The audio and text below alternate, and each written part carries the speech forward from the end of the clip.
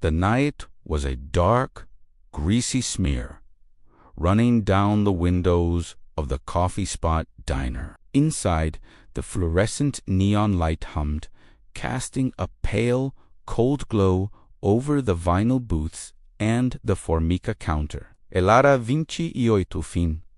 Eyes tired but alert, was wiping down the espresso machine with mechanical movements.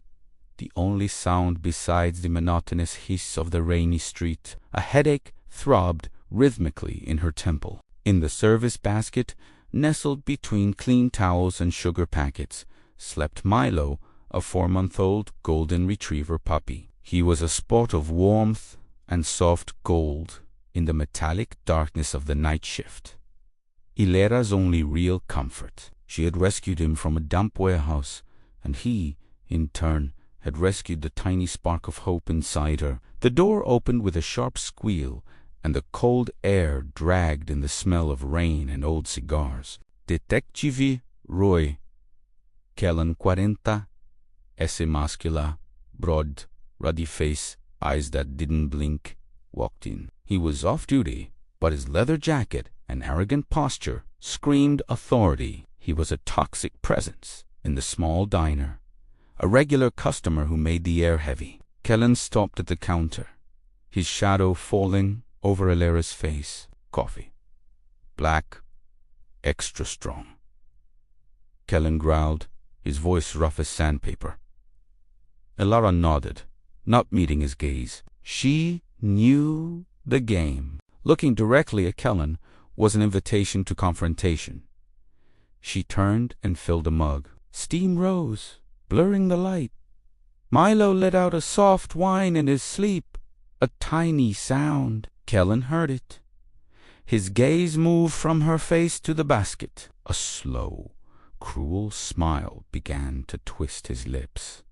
What is that? He tilted his head, the light reflecting in his greasy hair. My dog, Ilera replied, her voice dangerously neutral. A puppy. He stays quiet. Kellen took a step closer, his hand landing heavily on the counter, so close to the steaming coffee. The smell of tobacco and cheap aftershave was overwhelming. You can't have animals here, Waitress. Breaks the health code. It's after rush hour, and he's inside the basket, she countered, finally looking at him. Her eyes were defiant, but she could feel the tremor climbing up her legs. Kellen's smile vanished. His mask closed into something cold and dangerous. The code says no. He picked up the mug of black coffee. The liquid was boiling. Instead of drinking, he just held it. Steam danced between his fingers. Now, he said, his voice low, almost a whisper, get rid of the animal, or I will. Ilera felt an electric shock. It was not a threat. It was a promise. She was about to grab Milo and bolt out the emergency door. I'll take him to the back room, sir. I'm sorry. She reached out for the basket, but Kellen was faster. With a quick, brutal motion, he hurled the scalding coffee out of the mug. He didn't aim at Milo. He aimed at Ilera. The black, searing liquid struck her outstretched hand, and part of her forearm. Ilera let out a choked scream, a sound of pure shock and pain.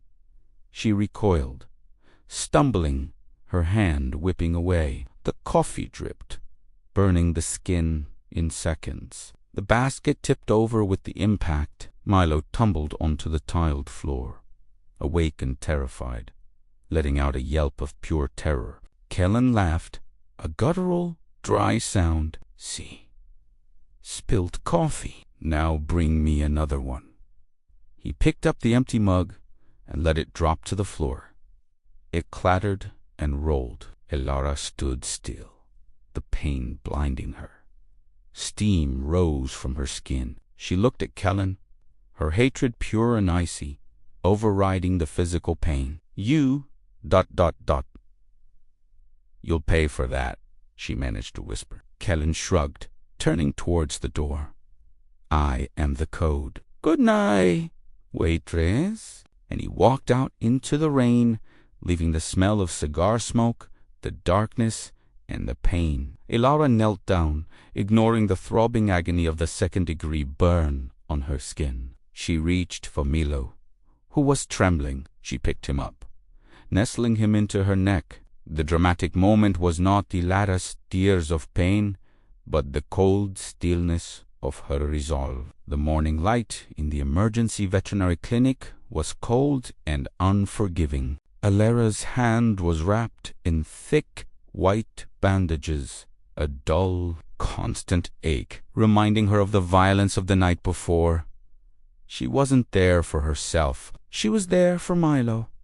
The puppy was on the examination table. Although he hadn't been directly hit, the trauma of the event had triggered something deeper. The vet, a quiet man with thick glasses, looked at Elara with cautious concern. He severely stressed Elara. The fall and the noise it was an intense fear response. He is showing signs of acute anxiety, possibly bordering on early-stage separation anxiety, amplified by the trauma. Milo was lethargic, his usual playful energy replaced by a low, constant whimper when Elara wasn't holding him. He wouldn't eat. He wouldn't look up. The vibrant gold had dulled. "He just needs me," she said, her voice rough. "He needs more than just you. He needs professional intervention and peace," the vet said, cleaning his glasses. He looked at the bandage on her hand. "The police report. What did they say about the accident?" Elara felt the coldness return. The core conflict was revealed. There was no police report. She had tried. After leaving the diner, shivering from shock and pain, she went straight to the precinct. She asked for a supervisor. She told them everything, including Kellen's badge number, which she had memorized from his frequent, intimidating visits. The desk sergeant, a large man with weary eyes, had listened patiently. Too patiently. "Sergeant Detective Keelan. He's one of ours. A little rough, sure, but spilling coffee. Accidents happen, Elara.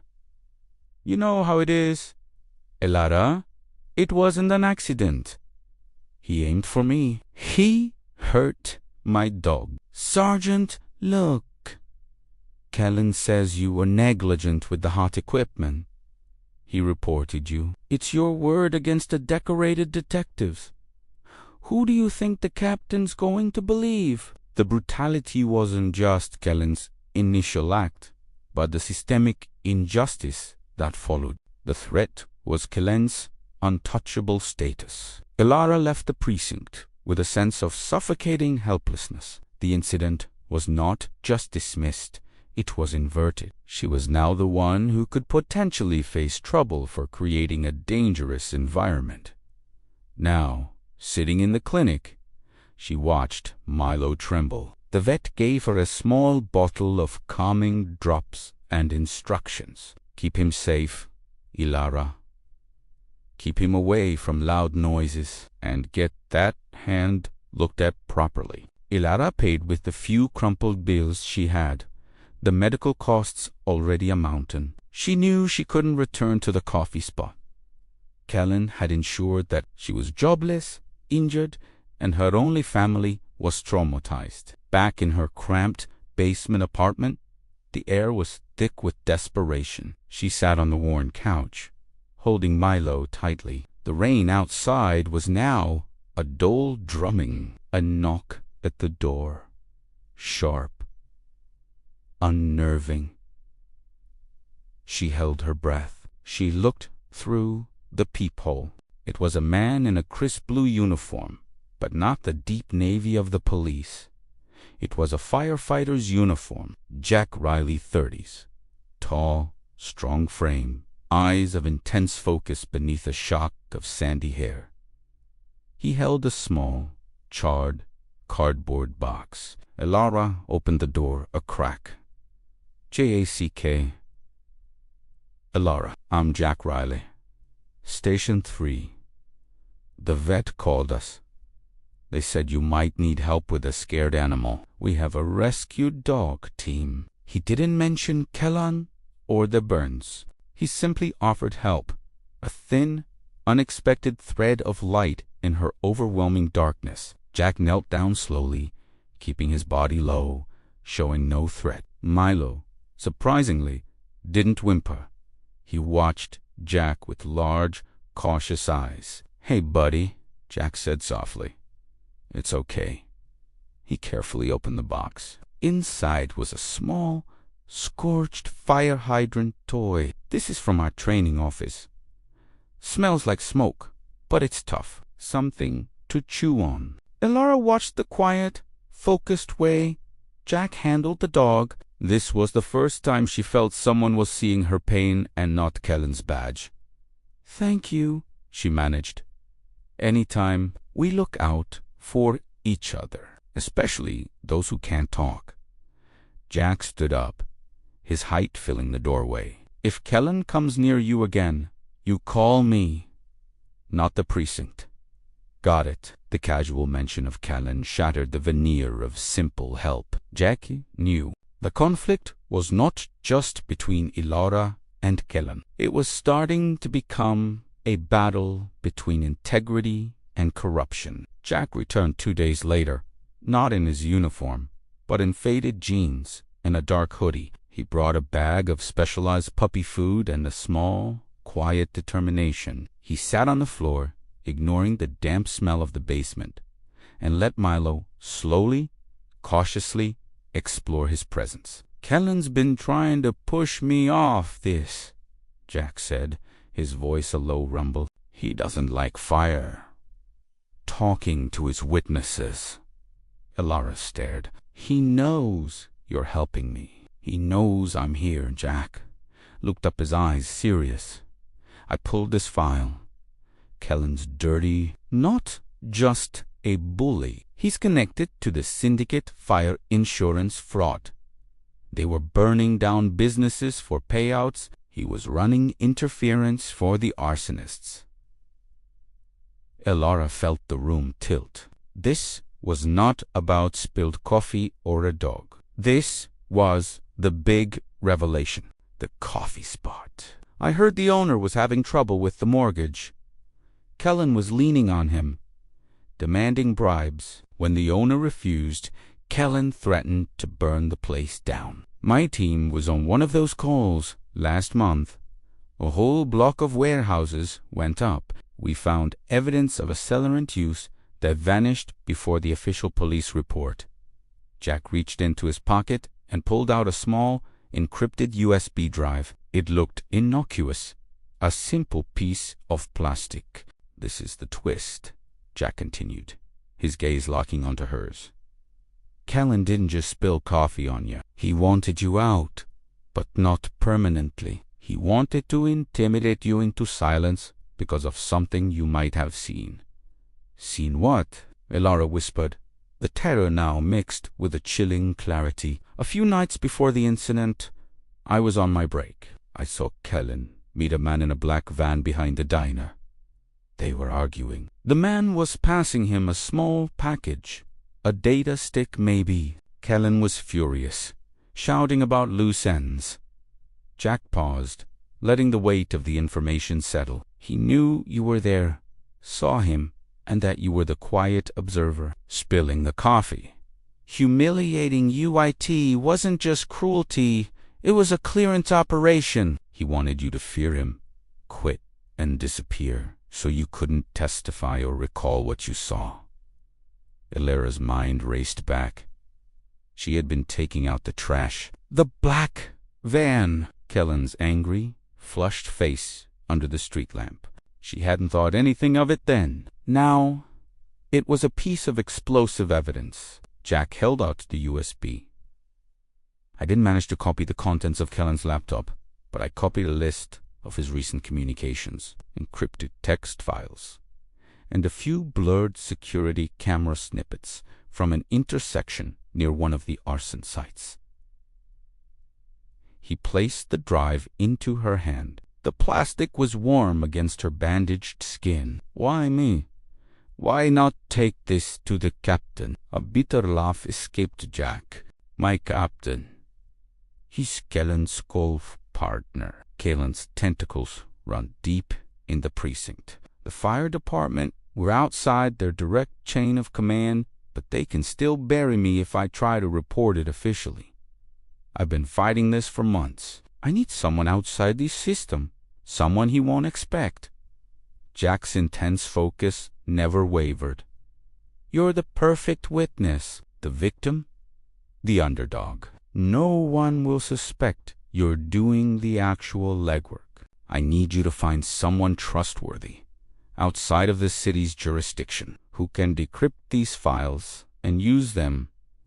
The tables had turned. Ilara was no longer just a waitress, a burn victim, or a dog owner. She was the unwilling custodian of evidence that could bring down a powerful, corrupt network. The central conflict had widened from a personal vendetta to a matter of life and death, fighting a deep-seated institutional rot. She looked at the USB drive, then down at Milo, who, at the sound of Jack's low, steady voice, had finally let his head rest on Jack's knee. The puppy's eyes closed, finding a temporary peace.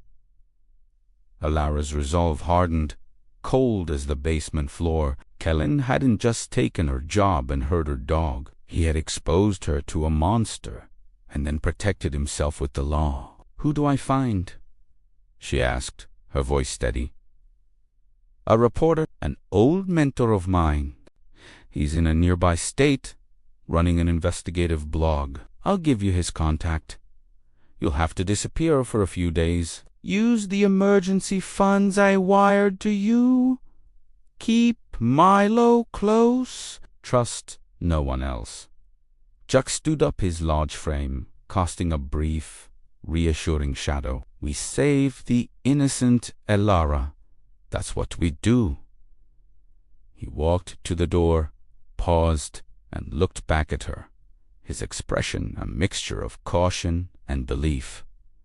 And one more thing. If you feel like you're being followed, don't run. Find a crowded public space. Kellen only operates well in the dark. He was gone. Ilara sat on the couch, the USB heavy in her hand, the quiet whimpering of Milo the only sound in the small, dark room. She was an amateur, an injured waitress, now tasked with bringing down a corrupt detective and an arson ring. The clock had started ticking. The decision to move was swift and brutal. Ilara packed the few belongings that mattered.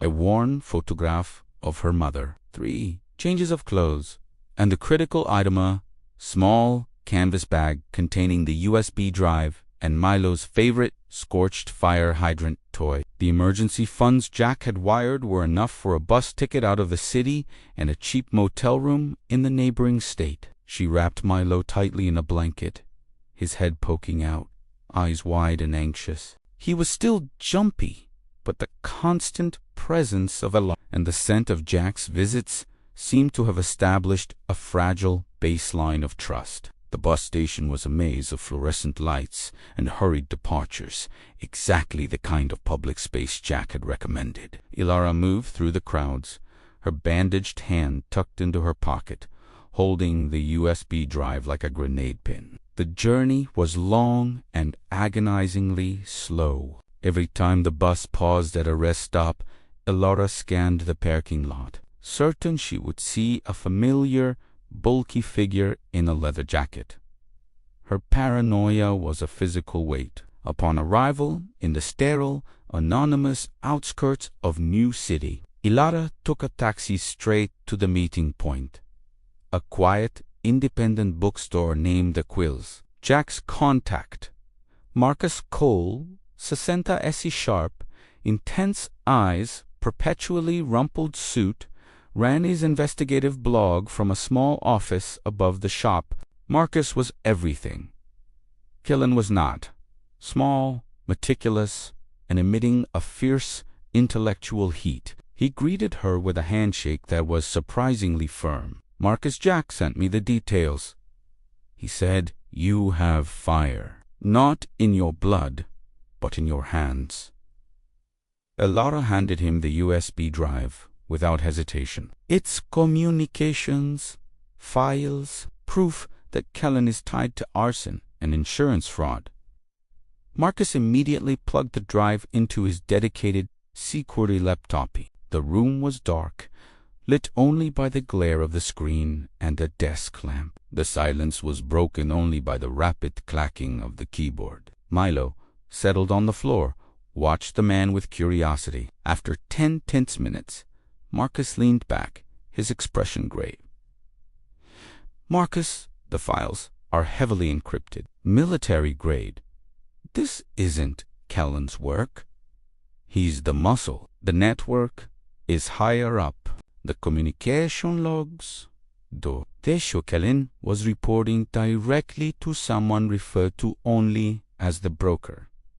Frequent late-night calls right before the fires. This was their first attempt. Expose the corruption through external media." Marcus started uploading the data he could access, along with a carefully worded, anonymous expose, outlining the police cover-up and the targeting of a witness. "Marcus, I'm putting this out on the wire now. Local and state papers. Every independent blog. This will create a noise wave. Kellen will hear it. We need the noise to protect you." For the next 24 hours, Elara and Milo stayed locked in the small, dusty office. The internet, their only window to the world. The story started to gain traction, a small ripple, then a growing wave of concern. An anonymous tip about police corruption was harder to ignore than a single waitress's complaint. Things began to fall apart. Marcus received a panicked phone call. He listened, his face draining of color. Marcus into the phone. "Yes, I understand. I hear you. Get out of there." "Now?" He hung up, slamming the receiver down. "Marcus, they moved too fast. My source inside the City Hall, the one who confirmed the suspicious insurance payouts office, was raided. They're claiming a breach of classified documents. They froze all his assets. They're silencing him." The counterattack was swift and brutal. Kellen's network didn't use subtle threats. They used the weight of institutional power. They were already controlling the narrative. "Elara, what about the article? The state papers?" Marcus gone. The major outlets pulled it, citing unreliable sources. They're burying the story. The broker controls more than just the police. They control the flow of information. The room felt suddenly colder. Elara's first, hopeful action had failed. She had risked everything, only to confirm the depth of Kellen's protection. Then, the final, devastating blow. A heavy knock on the downstairs door of the Quills. Not a polite knock, a demand. VOICEOS. Building security. "We have a fire alarm reported on the second floor." Opened the door. Marcus and Elara exchanged a look of pure dread.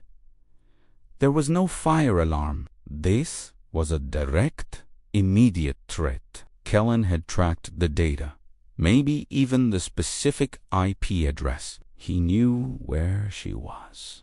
Marcus grabbed Elara's arm. "Marcus Fire. That's their signature. You and the dog go out the back window. The roof leads to the alley. Don't stop running. The drive is secure here. I'll buy you time." He pushed her towards the small, grimy window overlooking the fire escape. Milo whimpered, sensing the renewed terror. Elara hesitated, looking at the older man, ready to face a corrupt system alone. "Elara, I can't leave you. Marcus, go. The story isn't dead until the evidence is gone. You are the evidence now." The knocking downstairs became a violent, splintering sound. Elara grabbed Milu, climbed onto the sill and scrambled out into the cold night air, the sound of breaking wood echoing behind her. Her attempt to fix the situation had only resulted in an escalation, and the imminent danger of her only ally. Ilara scrambled down the rusted fire escape, Milo held tight to her chest. The alley below was dark, smelling of stale grease and rain. She hit the ground running, the pain in her bandaged hand screaming with the impact. But the fear was a more potent anesthetic. She ran 4 blocks, weaving through the deserted back streets of New City, until she found herself on the edge of a large industrial park, a graveyard of shuttered factories and dark warehouses. She huddled behind a pile of broken pallets, gasping for breath, clutching the trembling Milo. She pulled out her cheap, prepaid phone. One urgent message from Jack, J-A-C-K. Text message, code red. Kellen is moving. He traced the IP. He is en route with an enforcement team. Do not go back to the city. Find the abandoned Station 3 Annex. Coordinates attached. Trust only the firehouse. The firehouse. The one place Kellen couldn't easily infiltrate. Just as she was about to move, the silence of the industrial park was shattered by the distant, chilling sound of sirens. Not the wail of a general emergency, but the specific, aggressive roar of unmarked police vehicles closing in. Ilara knew she had been spotted, or Kellen was sweeping the area based on Marcus's abandoned location. She bolted again, Milo tucked securely under her arm, his fear now mirroring her pure, primal terror. She ran towards the coordinates, deeper into the industrial mist. The warehouse walls rose round her like canyons, dark and unforgiving. Then she saw it. A dark, bulky shape emerging from the shadows of a loading dock, moving quickly to cut her off. It wasn't Kellen yet, but a thick-necked enforcer, a shadow in a heavy coat.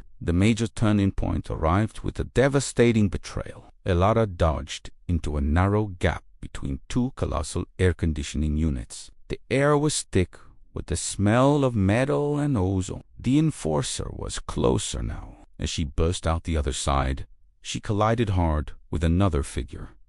Ilara Jack.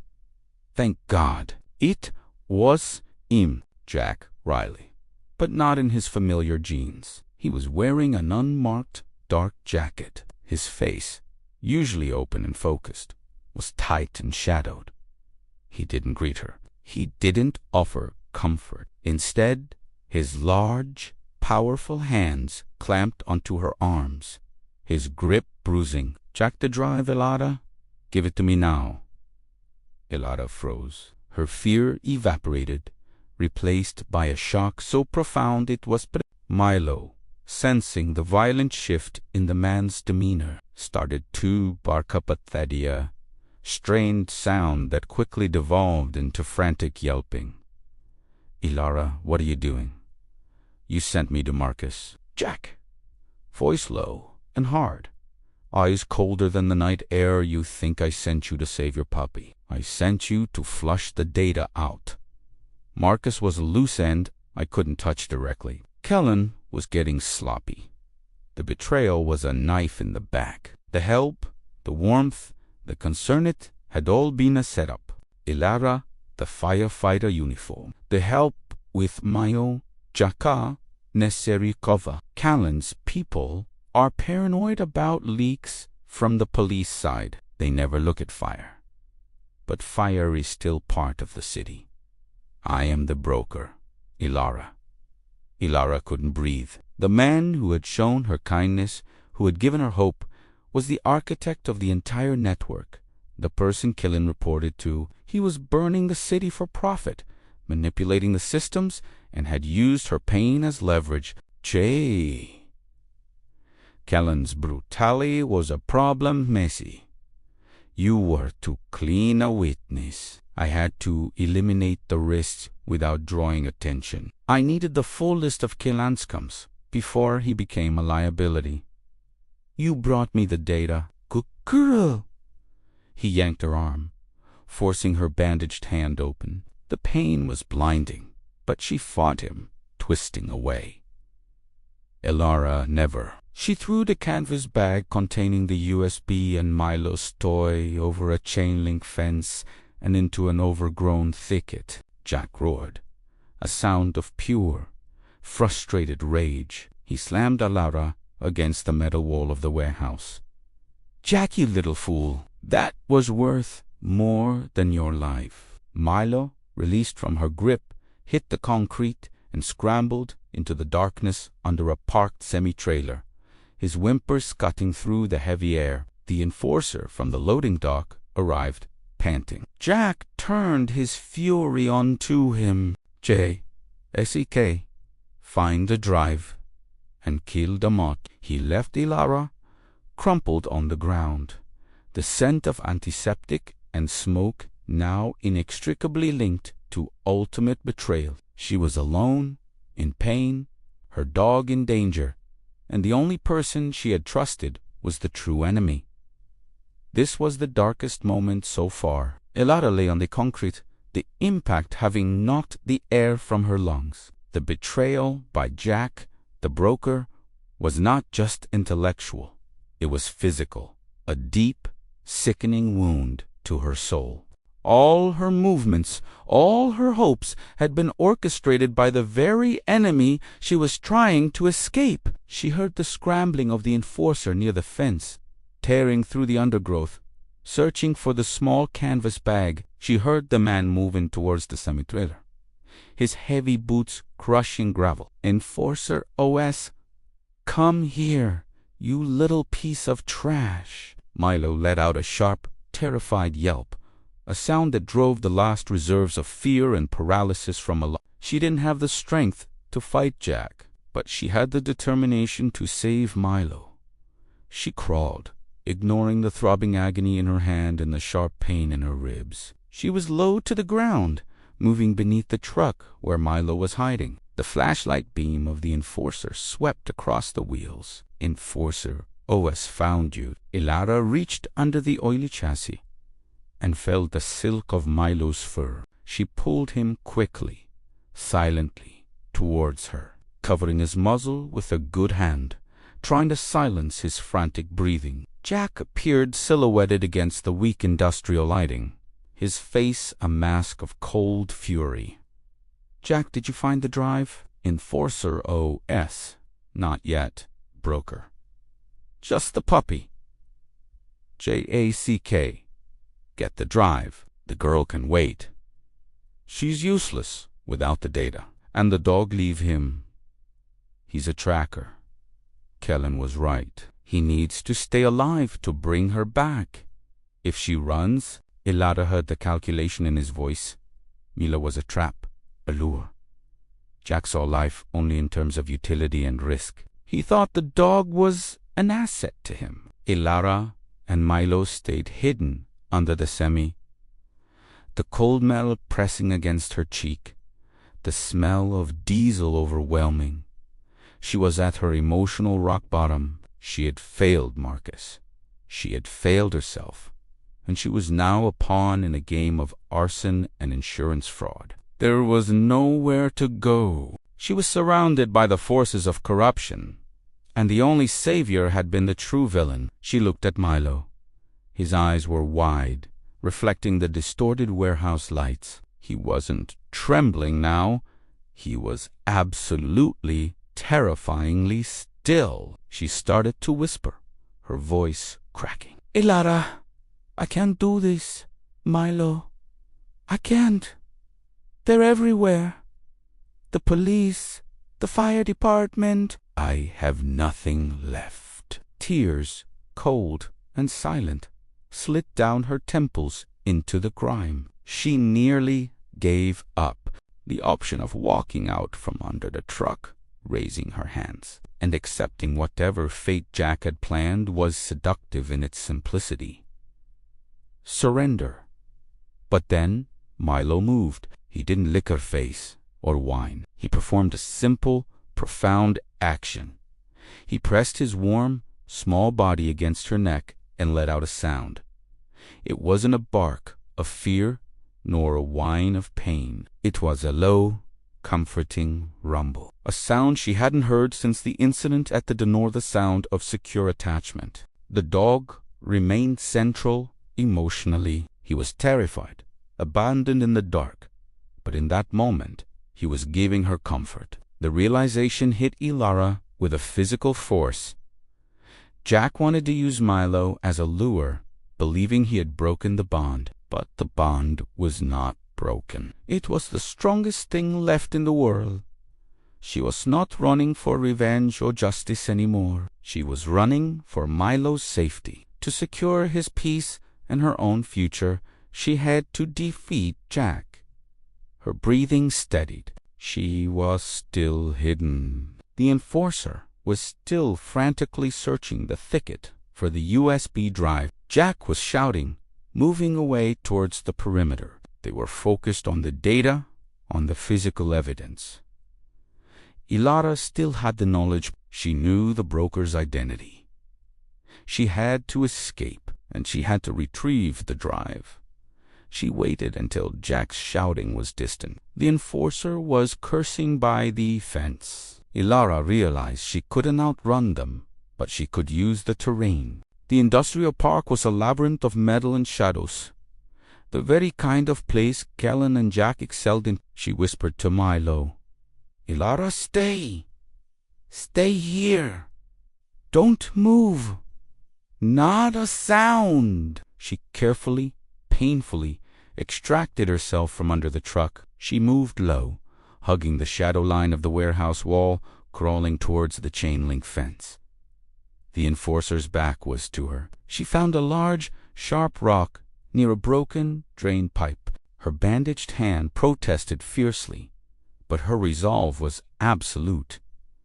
She didn't try to retrieve the bag immediately. Instead, she used the rock to slice through the heavy vinyl siding of the fence, making a small, barely visible hole right next to the thicket. She was going to retrieve the drive, disappear into the night, and find a new way to fight. A way the broker couldn't predict. She was at rock bottom, but in that darkness, she found the cold, hard stone of a renewed and singular purpose, survival and protection.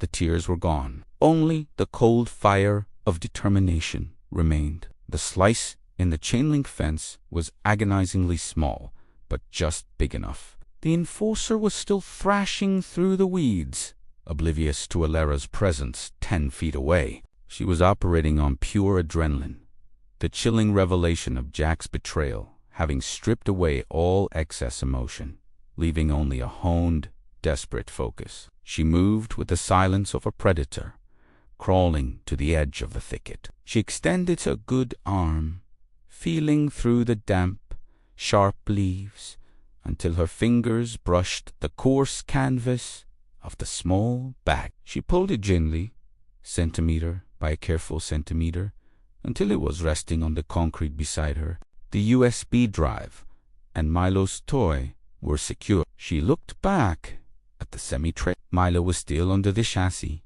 a small, dark shadow, holding perfectly still, a miracle of focus, born of trauma and trust. Ilara knew she couldn't stay. She couldn't risk taking Milo through the industrial park's open terrain. Jack's people were sweeping, and soon they would realize she had slipped away. She had the evidence, and she had the identity of the broker. The hope didn't come from a sudden, easy path, but from the brutal realization that she now knew the entire board. She needed a safe harbor, and she needed leverage. She crawled further down the alley until she reached the rear exit of a sprawling, dilapidated manufacturing plant. The massive steel door had a rusting emergency bar. She pulled it down. The alarm didn't sound. The building was long abandoned. Inside, the darkness was complete, broken only by slivers of moonlight filtering through broken skylights. The air smelled of concrete dust, mold, and forgotten machinery. This was her new terrain, place of shadows and angles, perfect for evasion. She ran back to the semi, crouching low. Elara whispered him, urgently low, "Come. Now." The puppy didn't hesitate. He shot out from under the truck, silent and fast, pressing himself against her leg. The trust was absolute. Elara scooped him up and disappeared into the vast, echoing silence of the abandoned factory. They spent the next 6 hours moving through the internal structure, avoiding the wide-open floor space and utilizing the catwalks, boiler rooms, and conveyor belt tunnels.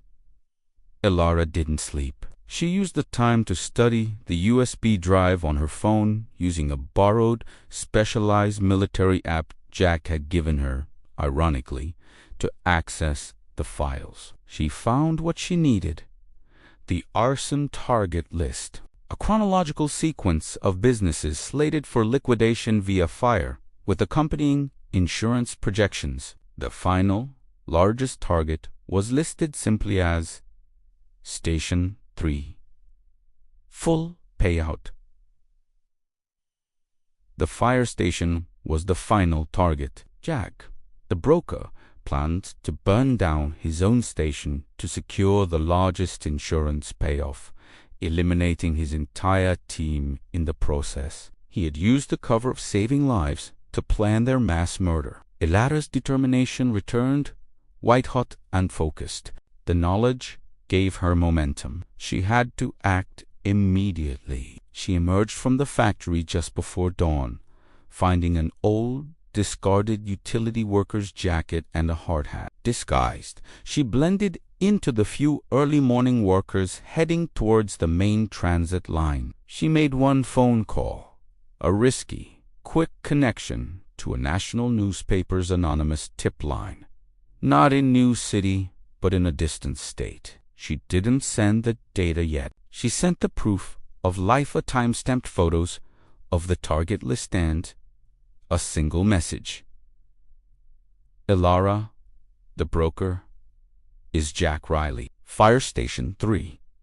He plans to burn his station today. Evidence on USB. Meet me at the Central City Park Firefighters Memorial at noon. She wasn't asking for justice. She was creating a public safety risk so massive it would bypass local corruption. By arranging the meeting at the memorial, she was turning the tables. Jack's ultimate act of betrayal would be exposed in front of the memory of true heroes. She held Milo close. He was still anxious, but the steady rhythm of her heart was his anchor. The rise of hope wasn't comfortable or safe. It was a desperate, tactical surge into the light. The Central City Park Firefighters Memorial was a granite monument ringed by eternal flames, an homage to duty and sacrifice. The time was 11:50 a.m. Elara stood near the edge of the reflecting pool, blending into the small group of tourists and midday visitors. Milo was tucked into the canvas bag at her feet, his head peering out, his eyes scanning the crowd nervously. The tension was suffocating. Elara knew this was the trap a public meeting meant to ensure her safety, but also a guaranteed flashpoint. She scanned the park. No sign of the national reporter she had called, but the park felt unnaturally quiet. Then she saw him. Detective Roy Killen. He was leaning against a black unmarked car on the periphery, his large frame unmistakable, his eyes scanning the park with predatory focus. He was early. Jack had clearly gotten word of the anonymous tip. A moment later, a sleek, black sedan pulled up quietly. Out stepped Jack Riley, the broker.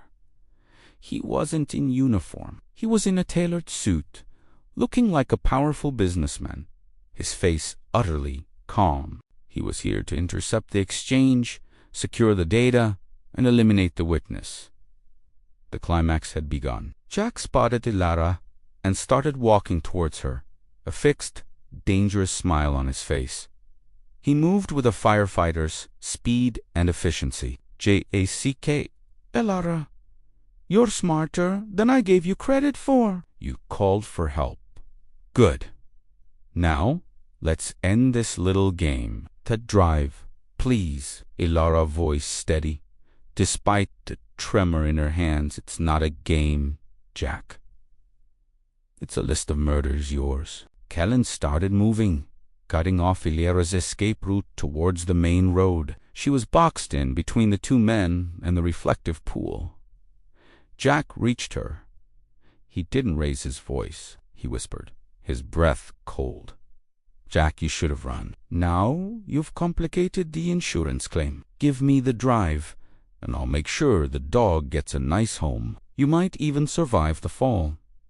He reached for the canvas bag at her feet. This was the moment of life or death stakes. Milo, sensing the immediate, deadly threat, did not whimper. Instead, he shot out of the bag, darting straight between Jack's legs. The surprise, combined with the momentum of his approach, was enough. Jack lost his footing and stumbled forward, his polished shoes sliding on the damp granite surrounding the memorial. Ilara seized the millisecond of distraction. She spun, using the momentum to throw the small canvas bag not at the awaiting reporter, but at the granite face of the memorial. The bag hit the stone and instantly ripped open. The USB drive clattered onto the base of the monument, but the most visible Itamilo's scorched fire hydrant toy bounced off the granite and rolled into the eternal flame. The toy, saturated with the smells of the firehouse, diesel, and Milo's constant chewing, was engulfed in a spectacular, non-lethal, symbolic blaze. The sudden flash of intense light and the small burning object drew every single eye in the park, including the security guards and the lurking national reporter who finally arrived. Kellen, seeing the drive on the ground, rushed forward. Jack recovered instantly. He tackled Ilara hard, intending to incapacitate her, and grabbed the drive. They wrestled on the wet stone. Jack, where is the reporter? Who did you call? Ilara gasping, it doesn't matter. Everyone is watching. The evidence is online. Kellen reached the drive just as Jack slammed Ilara into the memorial pool railing. Suddenly, a voice boomed across the park. Not the police, but the reporter. Seeing the scene, his journalistic instincts overriding caution. Reporter U.S. That's Detective Killan. He's stealing evidence. Firefighter Riley is attacking the witness. Kellen, momentarily paralyzed by the public exposure, looked up.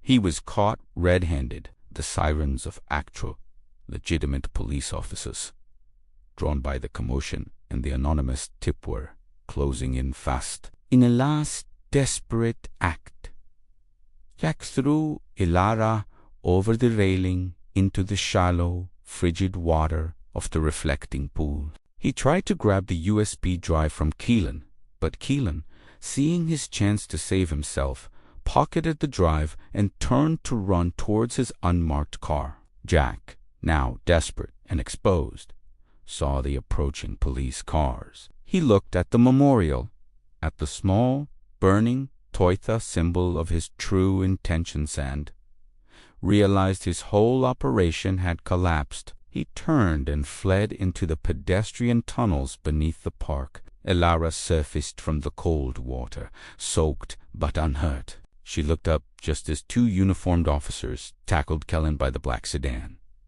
The fight was over. The corrupt officer was apprehended. The broker had fled, but his identity was public, and the evidence now securely held by the arresting officers was out of his control. Milo, witnessing the chaos and the arrests, ran to the edge of the pool. He let out a single, triumphant barker, sound of raw release, and safety then splashed into the water, swimming straight to Ilara, wrapping his wet, shivering body around her neck. The aftermath was a blur of flashing lights, official statements, and the quiet dignity of the firefighter's memorial. Elara, wrapped in a blanket provided by the legitimate police, sat on the steps, Milo trembling but safe in her lap. Detective Kellen was processed.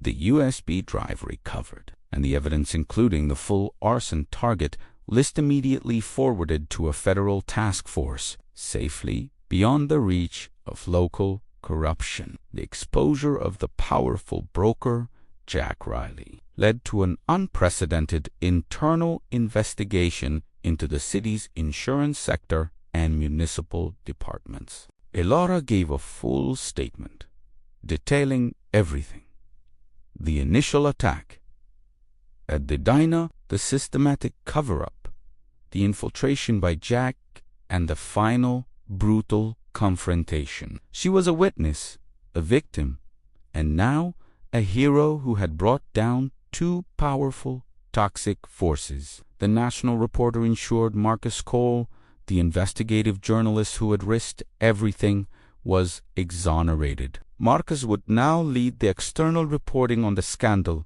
using the information Elara had secured. A legitimate fire captain from a neighboring district approached Elara.